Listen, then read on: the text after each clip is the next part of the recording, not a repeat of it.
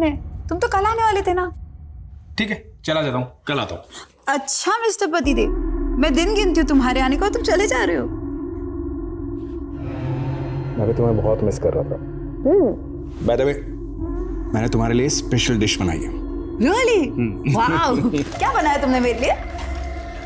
दाल बाटी। वो रसोई वाली औरत का वीडियो देख के? हाँ, वो मुझे बहुत पसंद है ना, मतलब वो उसका खाना बनाने का स्टाइल।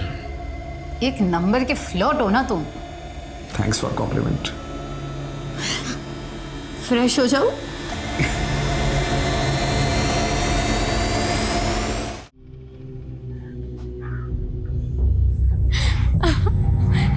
नहीं, जाने दो। नहीं, मजा आ रहा है। नहीं नहीं नहीं।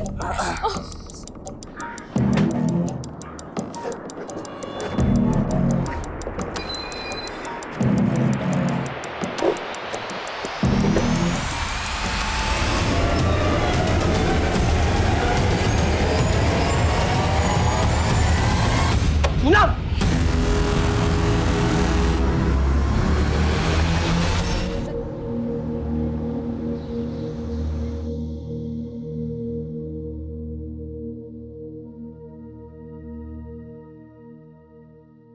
राम राम सा। सरिता रसोई में आप सबरो स्वागत है। आज हमारी रसोई में बनेगा राजस्थान रो पारंपरिक भोजन, दाल बाटी और चूरमा। तो शुरू करते हैं। दाल बाटी बनाने के लिए अनूप क्या कर रहा है? वीडियो खराब कर दिया मेरा। अरे माँ, वीडियो तो रिकॉर्ड भी नहीं हो रही है। हाँ? कैमरे में मेमोरी कार्ड ही नहीं है।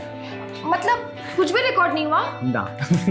अनूप भैया, कौन मानेगा कि मम्मी के चैनल पे 7 मिलियन सब्सक्राइबर्स हैं। हंसना बंद कर दीक्षा, कभी कभी हो जाती है गड़बड़। मुझे तो बस खाना बनाना आता है। सरिता, ये लो गुजिया बनाने का सारा सामान। कल बढ़िया सी वीडियो बनाना गुजिया की। हाँ, वो भी मेमोरी कार्ड डाल के। सरिता, फिर गलती की। एक बार अच्छे से सीख लो ना। चलो मैं सिखा, आओ। हाँ वाओ पापा, सो स्वीट। पापा, आप सच में माँ की बहुत केयर करते हैं। बेटा, वाइफ हैप्पी हो ना तो लाइफ हैप्पी हो जाती है।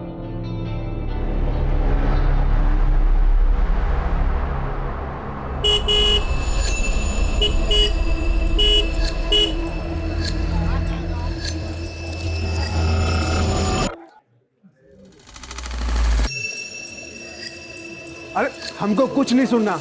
जब तक हमारी बात बैंक के मैनेजर प्रीतम से नहीं होती तब तक हम यहाँ से नहीं जाएंगे। क्यों भाइयों? नहीं जाएंगे, नहीं जाएंगे। बुला के लेके आओ। नहीं जाएंगे।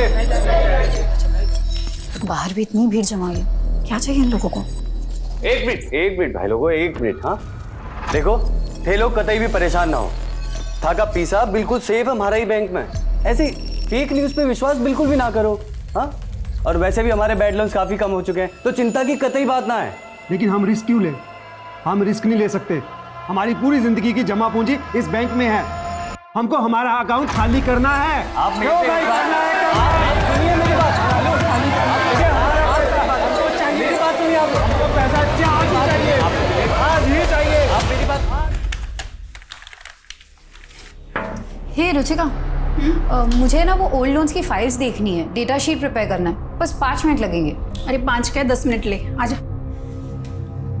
वैसे आज पब्लिक ने बहुत बवाल किया ना बैंक में। रोज रोज ऐसे चलेगा तो कैसे काम करेंगे? अरे तेरी लिपस्टिक स्मज हो गई है। हाँ चल तू आजा, मैं 5 मिनट में टचअप करके आती हूँ। हाँ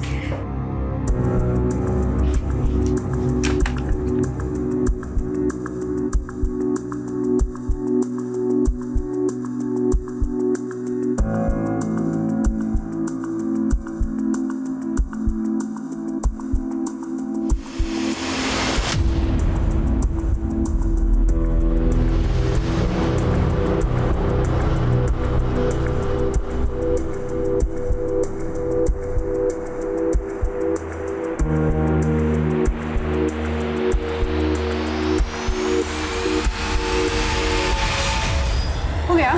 हाँ, थैंक यू।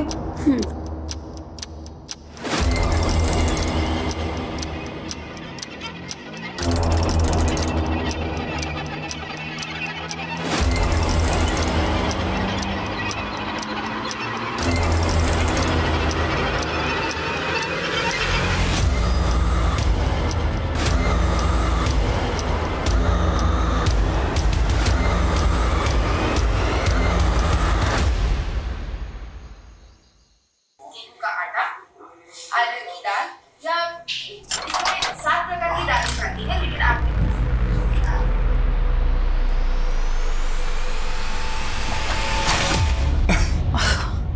डरा दिया तुमने। तुम तो कल आने वाले थे ना। ठीक है, चला जाता हूँ, कल आता हूँ। अच्छा मिस्टर पतिदेव, मैं दिन गिनती हूँ तुम्हारे आने को, तुम चले जा रहे हो। मैं भी तुम्हें बहुत मिस कर रहा था। बाय द वे, मैंने तुम्हारे लिए स्पेशल डिश बनाई है। रियली? वाओ, क्या बनाया तुमने मेरे लिए? दाल बाटी। वो रसोई वाली औरत का वीडियो देख के। हाँ, वो मुझे बहुत पसंद है ना, मतलब वो उसका खाना बनाने का स्टाइल। एक नंबर के फ्लर्ट हो ना तुम। Thanks for complement. फ्रेश हो जाओ।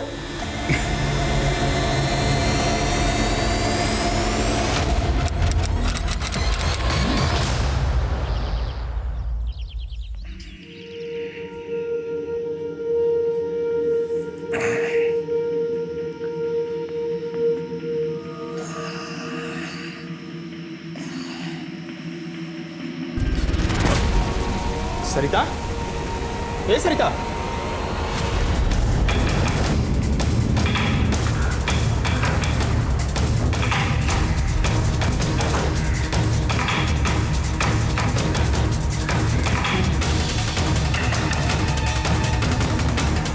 सर, विक्टिम का नाम सरिता अग्रवाल है। वो अपने पति नवीन और दोनों बच्चे दीक्षा और अनूप के साथ यहाँ रहती है। इंटरनेट पर कुकिंग क्लासेस चलाती थी, जो कि बहुत पॉपुलर थी। सर, लगता है मौत जहर खाने की वजह से हुई है। रूम में और किचन में जितनी भी खाने की चीजें हैं लैब में भेजो। Okay sir. सर, शायद ये सुसाइड का केस है।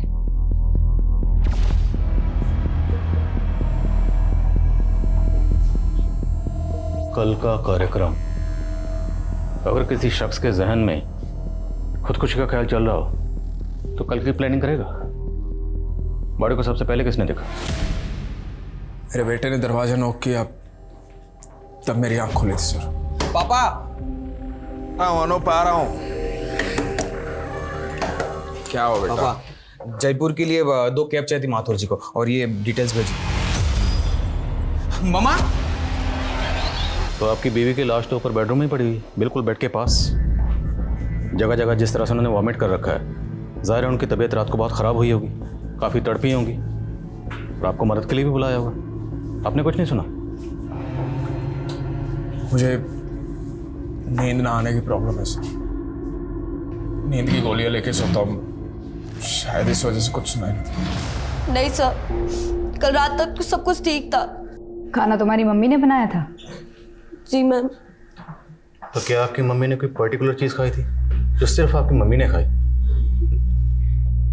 तुम्हारी मम्मी को कोई तकलीफ थी, कोई परेशानी, डिप्रेशन? नहीं मैम। क्या वो सुसाइड कर सकती हैं? नहीं, मम्मा सुसाइड कर ही नहीं सकती सर, ये इम्पॉसिबल है। उनके कितने बड़े सपने थे। वो अपने कुकिंग के चैनल को आगे बढ़ाना चाहते थे। वो भैया को और मुझे यूएस भेजना चाहते थे हायर स्टडीज के लिए। सब मम्मा सुसाइड नहीं कर सकती।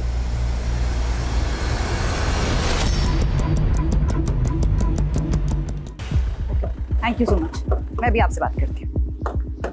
जैन सर। जय। सर, सरिता केस में लैब से फ़ोन आया था। उनकी इनिशियल टेस्टिंग में सरिता की बॉडी से के ट्रेसेस मिले। ये एक तरीके का पेस्टिसाइड है जो इस एरिया में काफ़ी कॉमनली यूज़ होता है। पेस्टिसाइड?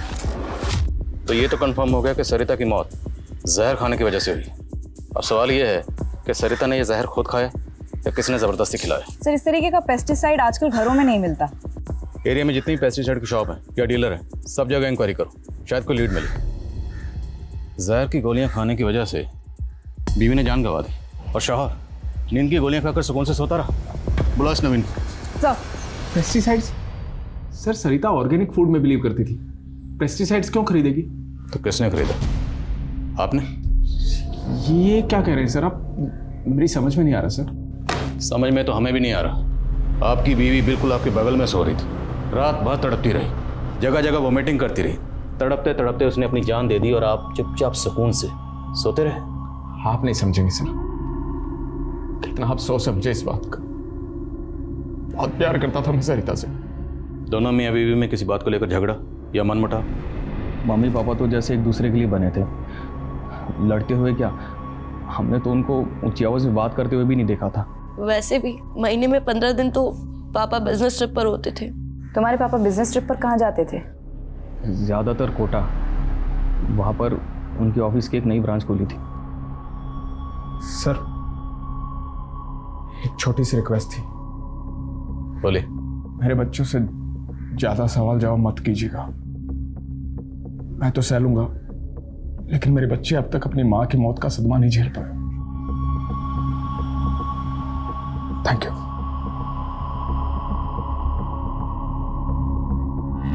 सर, नवीन अग्रवाल की कॉल डिटेल्स आ गई है।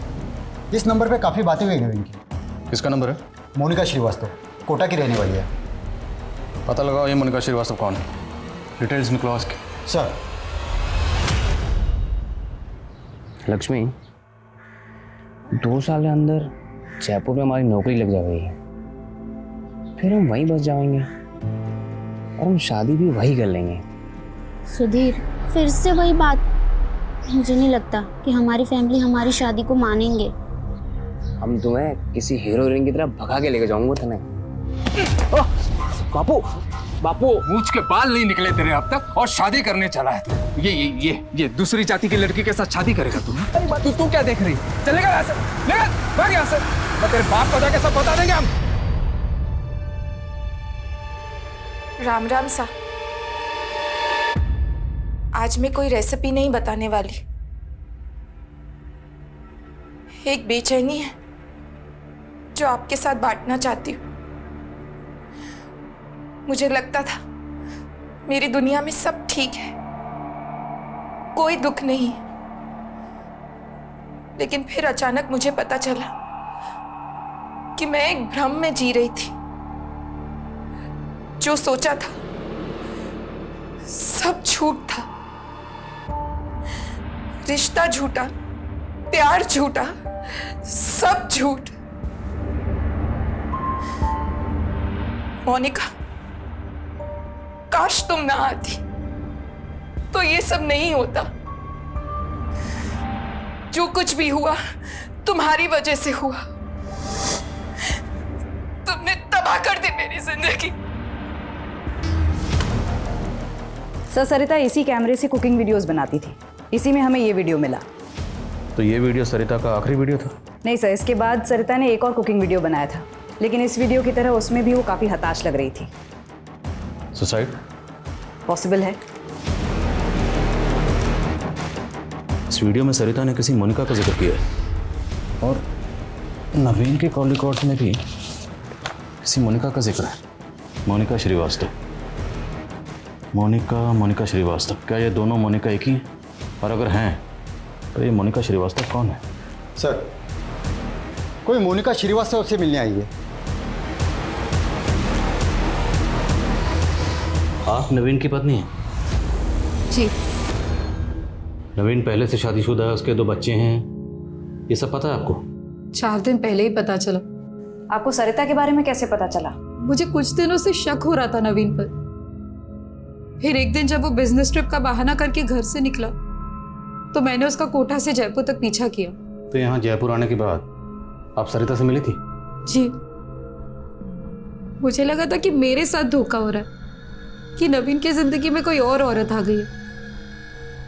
बस सरिता से मिलकर पता चला कि 21 साल से तो वो उसकी बीवी है, दूसरी औरत तो मैं हूं। और जब आप सरिता से मिली और सरिता को आपके बारे में पता चला तो सरिता का रिएक्शन क्या था? सरिता, मेरी बात तो। नवीन, आप चुप रहिए। मोनिका, मेरे बच्चे कभी भी आते ही होंगे। मैं नहीं चाहती उनके सामने ये तमाशा। हम अंदर चलकर बात करते हैं। जी।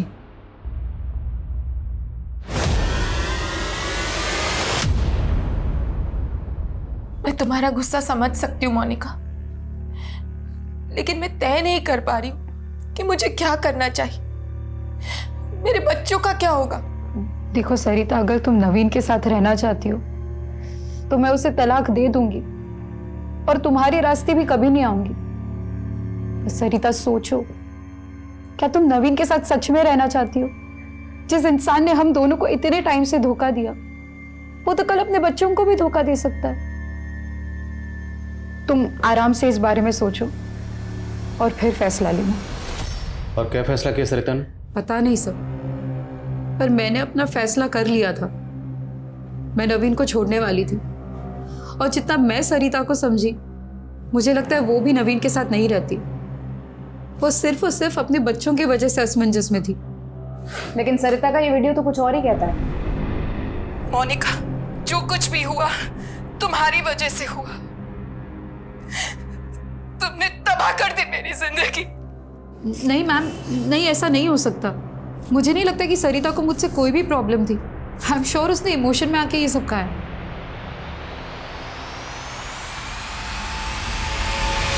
तुम बिल्कुल चिंता मत करो, मैं और तुम्हारे जीजाजी हमेशा तुम्हारे साथ है मोनिका।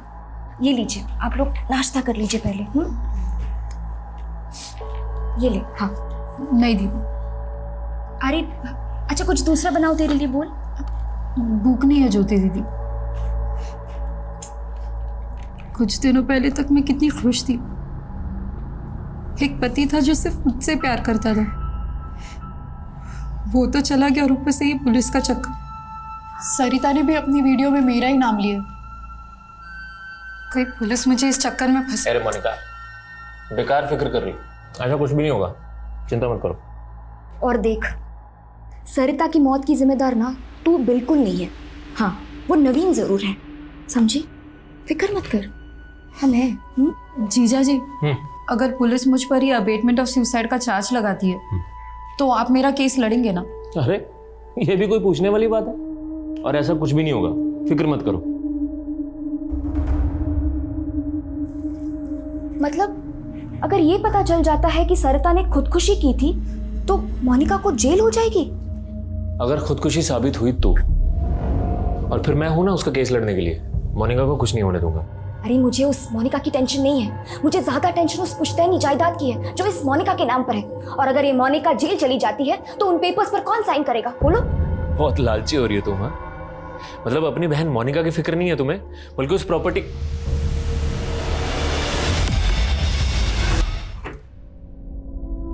नमस्ते भाई साहब। नमस्ते।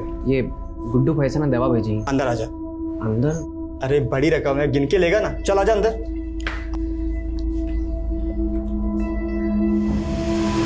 रुक, वही भागना मत, रुक वहीं पे खड़े रहे। बॉक्स खोल। भाई साहब क्या? बॉक्स खोल। खोलता हूँ। ये देखिए। क्या था साहब जी? ले चलो इसे। साहब जी, मुझे गुड्डू भैया ने भेजा है, मुझे गुड्डू भैया ने दवाई दी थी साहब जी, मेरा इसमें कोई कसूर नहीं है साहब जी।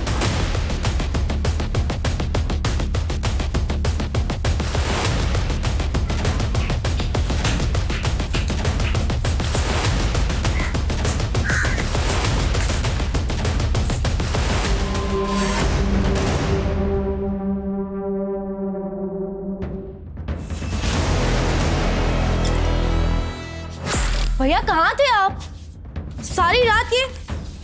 ये क्या छुपा रहे हो आप? दिखाओ मुझे।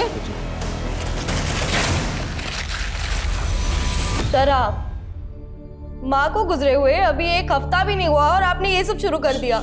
दीक्षा, मेरा बात करने का कोई मन नहीं है, कल बात करेंगे। और ये हाथ पर क्या हुआ आपको?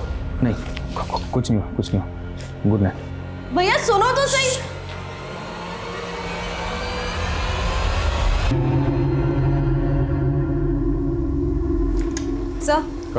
सर, सरिता की डिटेल पोस्टमार्टम रिपोर्ट आ गई है। रिपोर्ट के मुताबिक सरिता की बॉडी से हैवी डोज मिला है, 3 टैबलेट्स जितना हैवी। सर, ये पॉसिबल ही नहीं है कि इतना हैवी डोज खाने में मिलाकर दिया जाए और खाने वाले को पता ही ना चले। घर से ये फूड आइटम्स कलेक्ट किए थे, उसमें कुछ मिला? नहीं सर, किसी भी खाने की चीज़ में किसी भी तरीके का ट्रेस नहीं मिला है। डॉक्टर्स का कहना है कि इतनी हैवी डोज लेने के बाद सरिता को वॉमिट होनी ही होनी थी। तो हो सकता है सरिता को इस नवीन ने दी। सर, अगर ये नवीन कॉमन थ्रेड है तो मोनिका की मौत का पैटर्न बिल्कुल अलग है। उसकी मौत गला घुटने की वजह से हुई। वो तो होना ही था। 2 औरतों का कत्ल हुआ, और जिन 2 औरतों का कत्ल हुआ वो दोनों की दोनों नवीन की बीवियाँ हैं। अब अगर वो दोनों को एक ही पैटर्न से मारता तो सीधा सीधा शक इसी पे जाता। शातिर खिलाड़ी। अब इससे इसी के तरीके से पूछताछ करनी पड़ेगी। सर, मेरी नवीन की बेटी दीक्षा से बात हुई थी। उसका कहना है कि नवीन रात से घर ही नहीं आया। कहीं नवीन फरार तो नहीं हो गया है? सर, नवीन अग्रवाल आया।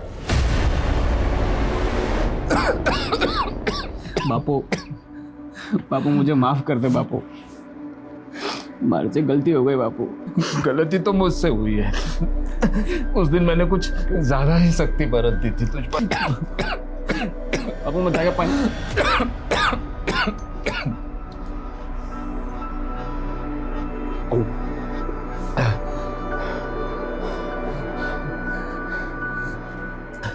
बेटा, ये पूनम है, मेरे स्वर्गवासी दोस्त की बेटी। मेरी बीमारी में इसी ने मेरा ध्यान रखा है। इसका कोई नहीं है बेटा, इससे शादी कर ले, सुखी रहेगा तू। भागा नहीं था सर मैं, वो समझ में नहीं आ रहा था बच्चों का सामना कैसे करूं। अपने दोस्त ऋषिकांत के यहाँ रुक गया था, आप चाहे तो फोन करके कंफर्म कर लीजिए। पूरी तैयारी करके है, पर कोई फायदा नहीं है, क्योंकि तुम्हारी दोनों बीवियों की मौत का प्राइम सस्पेक्ट तू ही है। बोल, क्यों मारा दोनों को? सर मैंने नहीं मारा सर। अरे मारा तो मुझे किस्मत ने है सर। 21 साल का था मैं, सिर्फ 21 साल का सर। मेरे राक्षस बाप ने उस सरिता को मेरे गले बांध दिया था।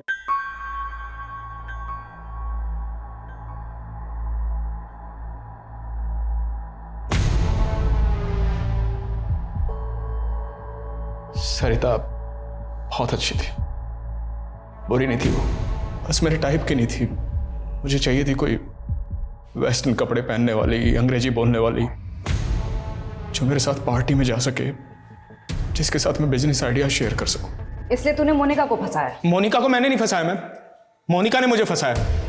हाँ ठीक है, वो मुझे पसंद थी, मेरे टाइप की थी, लेकिन वो मुझे बहला के कमरे पे ले गई सर। उन दिनों वो चल रहा था, मैंने मजबूरी में शादी की उससे। अगर तू सच्चा था तो पुलिस के पास क्यों नहीं गया? सॉरी टू से सर, आपको तो पता है पुलिस कितनी पार्शलिटी करती है,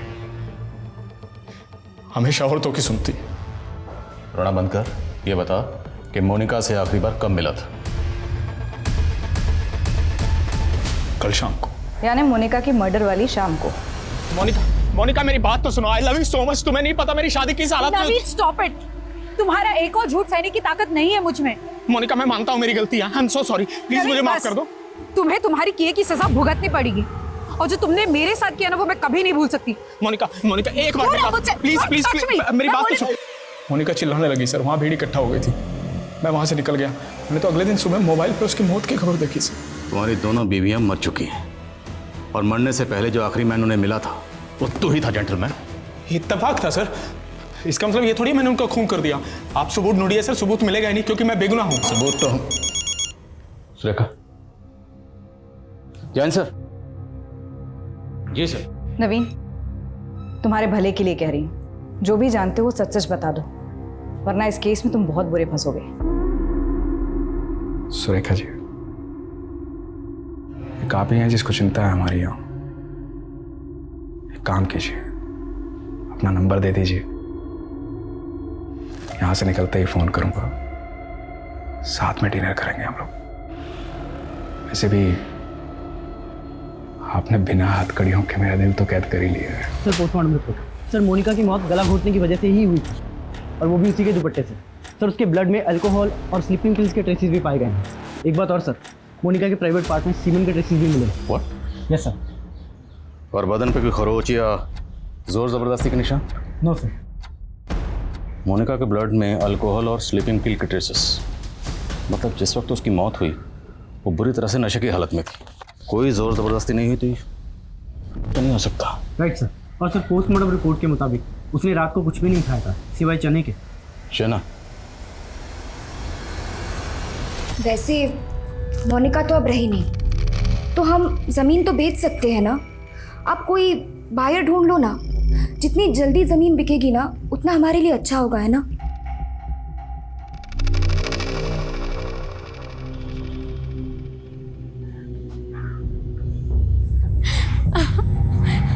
नहीं जाने दो। नहीं मजा आ रहा है। नहीं नहीं नहीं।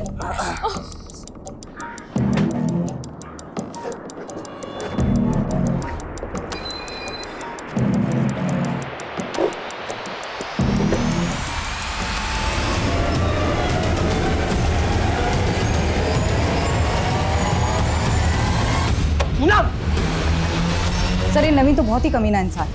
न इसे अपनी दोनों बीवियों के मरने का दुख है, न अपने किए का पछतावा, और न दोनों बच्चों की फिक्र। सर निहायत ही मतलबी आदमी है, सिर्फ अपने बारे में सोचता है। हाँ, लेकिन हमारे पास इसके खिलाफ कोई ठोस सबूत नहीं है। बिना सबूत के उसे ज़्यादा वक्त तक यहाँ नहीं रख सकते। सर लेकिन हम उसे सर मोनिका की कॉल डिटेल्स।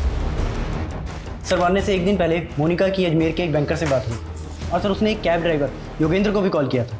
मेरी योगेंद्र से बात हुई है सर, उसने कंफर्म किया है कि वो मोनिका को अजमेर एक बैंक में लेकर गया था, और उसके बाद उसने यहाँ जयपुर लाकर उसे छोड़ दिया था। मोनिका वाज बैंकर, तो हो सकता है अजमेर अपने किसी बैंक के काम से गई हो। नहीं सर, यही तो इंटरेस्टिंग बात है सर। वहाँ वो अपने बैंक की ब्रांच में नहीं गई थी, किसी और ही बैंक में गई थी। मोनिका ने आखिरी कॉल किसे किया था? सर ज्योति को। मोनिका की बहन है सर, जयपुर में ही रहती है।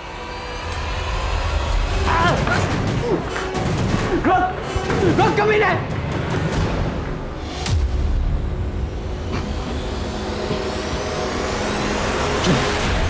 माफ कर दीजिए, गलती हो गई। क्यों किया तुमने ऐसा? तुझे पता है मैं तुझे कितना प्यार करता हूं। बापू को वचन दिया था कि तुझे अच्छे से रखूंगा, और रख रहा हूं ना मैं। फिर तूने ऐसा क्यों किया? माफ कर दीजिए मुझे। शादी के पहले से जानती थी उसे, अचानक मिला तो बहक गई। माफ कर दीजिए, अब आइंदा नहीं होगा। मैम, मेरी बहन मोनिका बहुत ही भली थी। वो उस कमीने नवीन ने ही सब कुछ किया है। मैंने उसको बहुत मना किया मैम कि मत कर उससे शादी, पर उसने मेरी एक भी बात नहीं मानी मैम। मोनिका जब जयपुर आई थी तो आप लोगों के घर रुकी थी, फिर ऐसा क्या हुआ कि उसे यहाँ से जाना पड़ा? मोनिका को जब सरिता और नवीन के बारे में पता चला तो वो बहुत ज़्यादा अपसेट हो गई थी, और वो यहाँ पे हमेशा गुमसुम सी बैठी रहती थी। फिर एक दिन पता नहीं क्या हुआ, वो बोली कि मुझे अकेले रहना है। मैंने उसे रोकने की बहुत कोशिश की, लेकिन वो नहीं मानी। काश मैंने तब भी उसे यहाँ रोक लिया होता। बस कर पूनम, मत रो, मत रो। मैंने तुझे माफ कर दिया पूनम, मुझे भी माफ कर दे पूनम। हम सब कुछ भूल जाते हैं पूनम।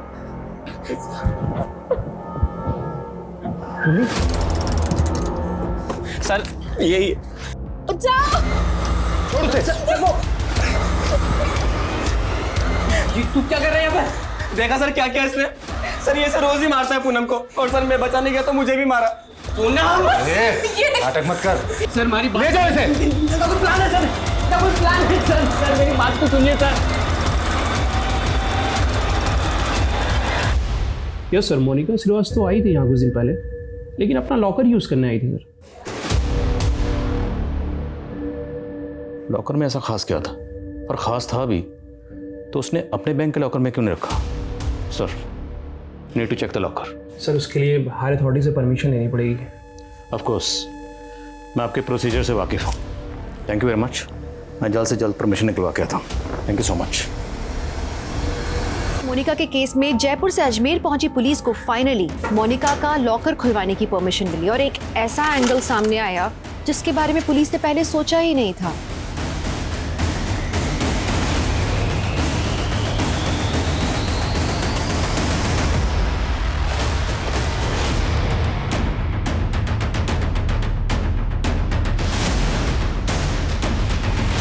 क्या मोनिका एक विसल ब्लोअर थी? जी सर, मोनिका अपने बैंक में हो रहे एक स्कैम को एक्सपोज करने के लिए एविडेंस इकट्ठा कर रही थी। लगभग 1500 करोड़ के लोन्स नकली डॉक्यूमेंट्स पर अप्रूव हुए। पिछले 15 साल से सिर्फ छोटे छोटे अमाउंट का ये स्कैम हो रहा था, इसलिए लोगों की नज़र में नहीं आ रहा था। तो क्या मोनिका और सरिता के केसेस को आपस में कनेक्ट करके हम कोई गलती कर रहे हैं?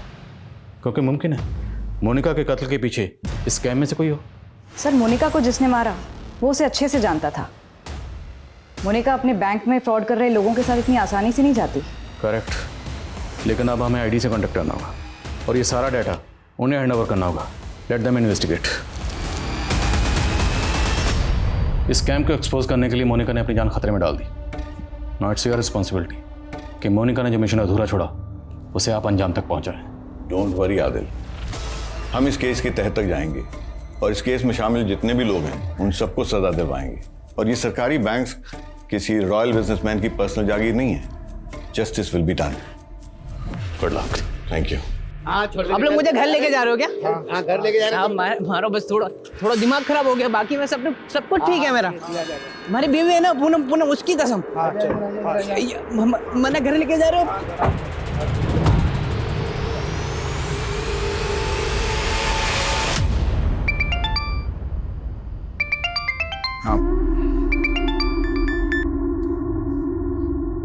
सॉरी मेरी जान, बहुत दिन हो गए ना बात हुए, लेकिन जल्दी मिलने आ रहा हूँ मैं। अब कोई जरूरत नहीं आने की। मैंने तुमसे शादी इसलिए नहीं की थी कि तुम मुझसे बार बार दूर जाओ।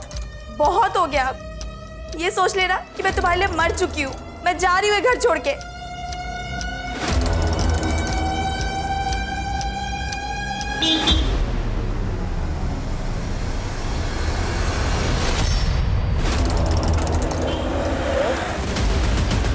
सर आप मेरी बात सुनिए सर, मैंने कोई स्कैम नहीं किया है सर। सर आप कहाँ लेके जा रहे हैं मुझे? सर मेरी बात तो सुनिए। अरे ज्योति, हाँ अरे डील हो गई है फाइनल। कल पैसा मिल जाएगा हमें, एडवांस। अच्छा। हाँ सर अशोक नाम का एक कांस्टेबल है, चुरू से यहाँ पोस्टिंग होकर आया है। सर उसने एक मर्डर केस के बारे में बताया। सर उस मर्डर केस का पैटर्न मोनिका के मर्डर केस से काफ़ी मिलता जुलता है। सर ये 10 साल पुराना केस है। मेरी पोस्टिंग जयपुर में ही एक दूसरे थाने में थी। तब वहाँ पर प्रियंका नाम की 24 साल की लड़की का केस आया था। उस दिन जब मैं मोनिका की पोस्टमार्टम रिपोर्ट देख रहा था तो फ़ौरन मुझे ये केस याद आया। उसके इंटेस्टाइन में चने मिले थे और प्रियंका को भी उसी के दुपट्टे से गला घोट कर मारा गया था। बियर की बोतल भी मौका वारदात पर मिली थी। विक्टिम के साथ सेक्स हुआ था नहीं, और जहाँ पर विक्टिम की बॉडी मिली थी उसे वहाँ नहीं कहीं दूसरी जगह पर मारा गया था, ठीक मोनिका की तरह। उस केस में मुजरिम पकड़ा गया था? नहीं सर। जब तक ये केस सॉल्व नहीं हो जाता हम चैन से नहीं बैठेंगे। आई थिंक हमें इस केस को देखने का नज़रिया बदलना पड़ेगा। शायद ये किसी सीरियल किलर का काम है जो अलग अलग औरतों को मारता है लेकिन एक सेम पैटर्न से। पिछले 10 साल में राजस्थान में जितनी भी औरतों का कत्ल सेम पैटर्न से हुआ है वो सारे केसेस खंगालो। Okay sir.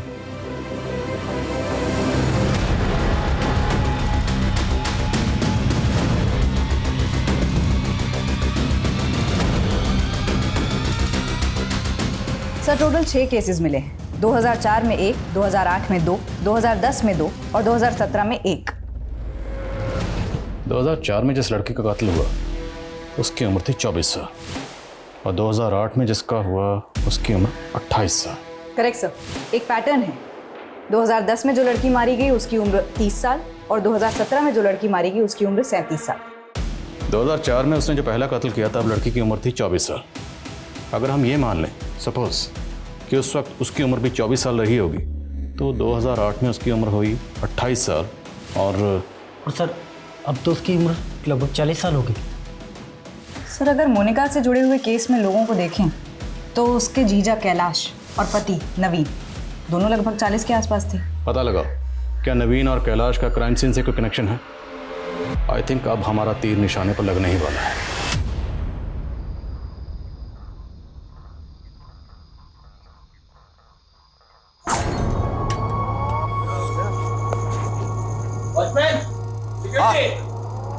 आया। हो गया हुआ?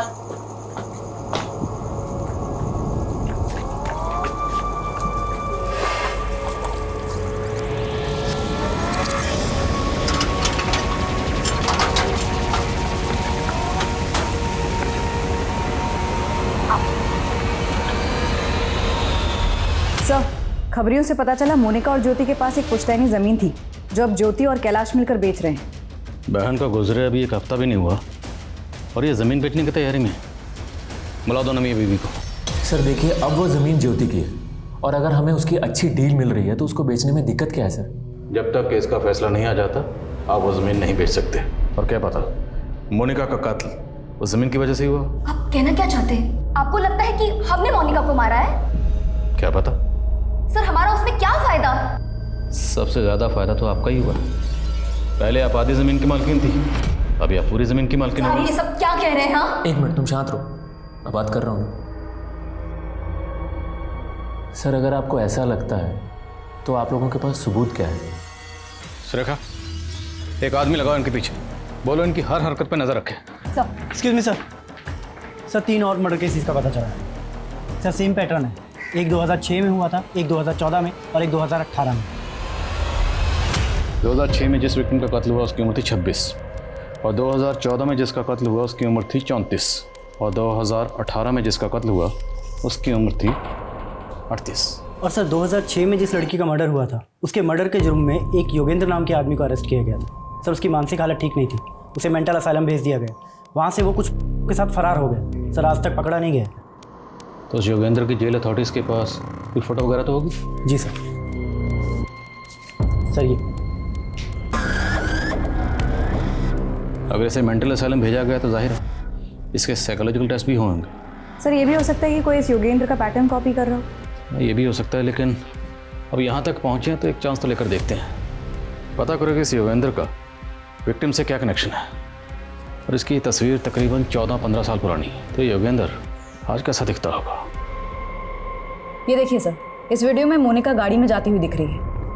थोड़ा जूम करने पर गाड़ी का नंबर प्लेट और ड्राइवर का चेहरा साफ दिख रहा है। थोड़ा जूम कर।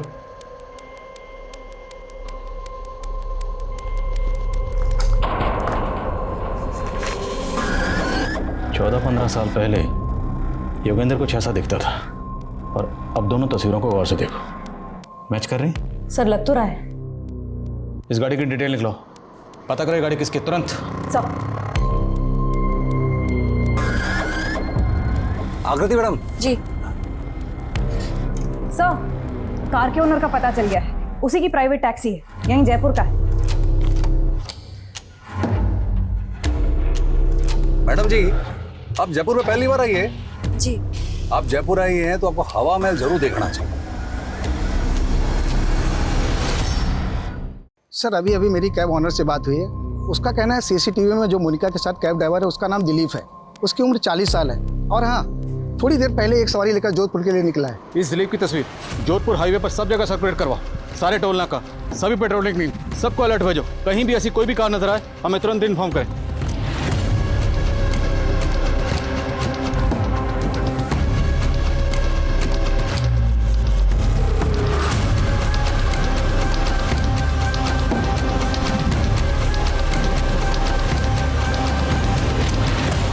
सर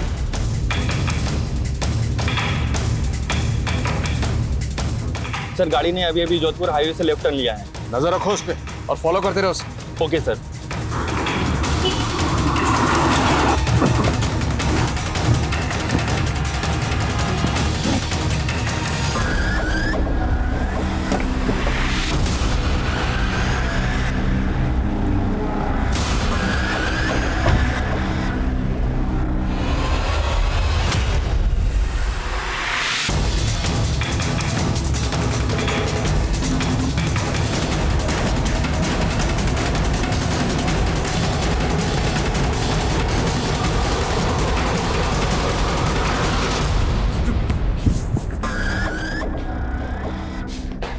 योगेंद्र, उस दिलीप, उस सुधीर, पिछले 16 सालों में तुमने 9 औरतों को मारा और उन इतनी मेहनत से मैंने 18 लोगों को मारा, आप 9 गिरा रहे।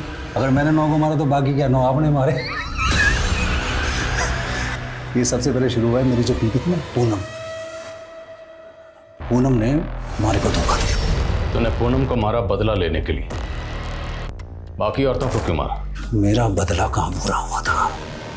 ये सारी औरतें ऐसी हैं, इसलिए मुझे जो जहां मिलती गई मैं मजे लेता गया, मारता गया, मजे लेता गया, मारता गया। इन औरतों के साथ ऐसा ही करना चाहिए।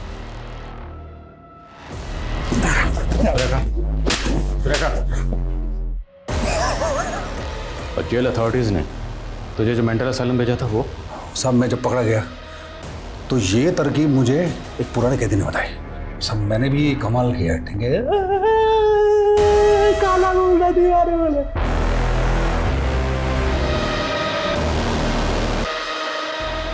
तूने हमेशा अपनी उम्र की औरतों को मारा, ऐसा क्यों? नहीं, ऐसा नहीं है। जो जहां मिलती गई पटाता गया, मजे लेता गया, मारता गया।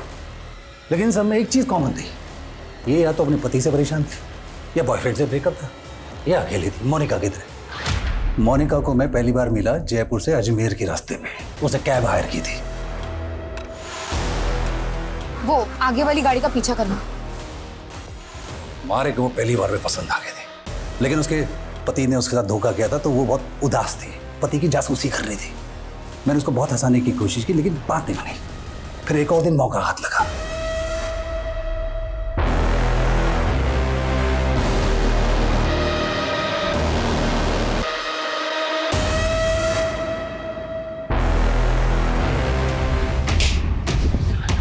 जेल अथॉरिटीज ने सही किया था जो तुझे मेंटल असाइलम भेजा, क्योंकि तेरी असली जगह वही है।